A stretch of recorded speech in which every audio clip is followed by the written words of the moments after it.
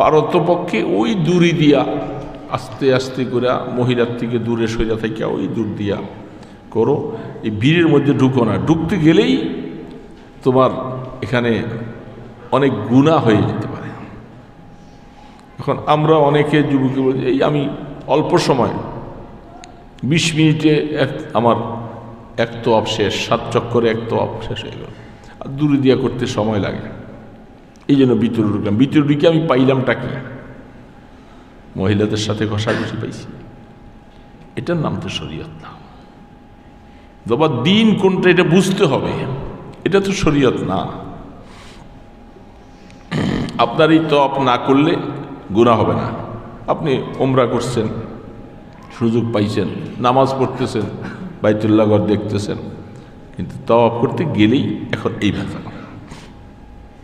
বলেন এটা কি ঠিক না ব্যাঠিক? এরকম চলতেছে না এখন কি তওয়াফের মধ্যেই হালাত না? এখন প্রায় আপনার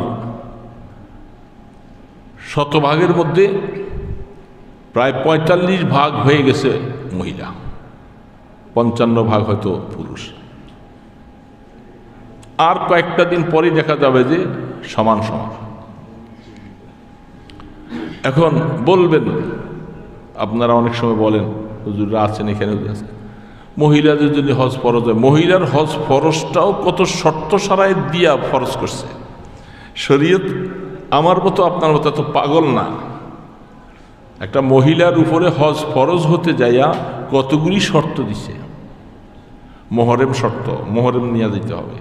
এখন আজকাল মোহরমের দ্বারে না, কাফেলার সাথে চলে যায়। কি বলেন ঠিক না ব্যাঠি? তারপরে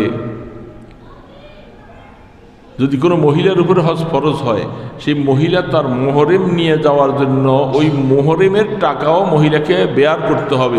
এরকম 2 জনের টাকা হইলে তখন তার উপরে হজ ফরজ হবে। মোহরেম ছাড়া দিতে হবে।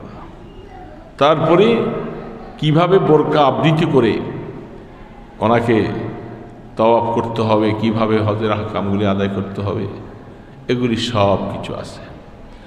এখন সেগুলির কোনো বালাই নেই। এখন হজটা পিকনিকের মতো হয়ে গেছে, ওমরাটা এখন পিকনিকের মতো হয়ে গেছে।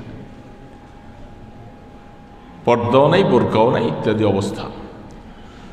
তো যাই হোক, আমি বলতেছিলাম যে চোখের কথা। এখন কোরআন তো নাজিল হয়েছে 1450 বছর আগে। তো কোরআন কি পাল্টানো যাবে?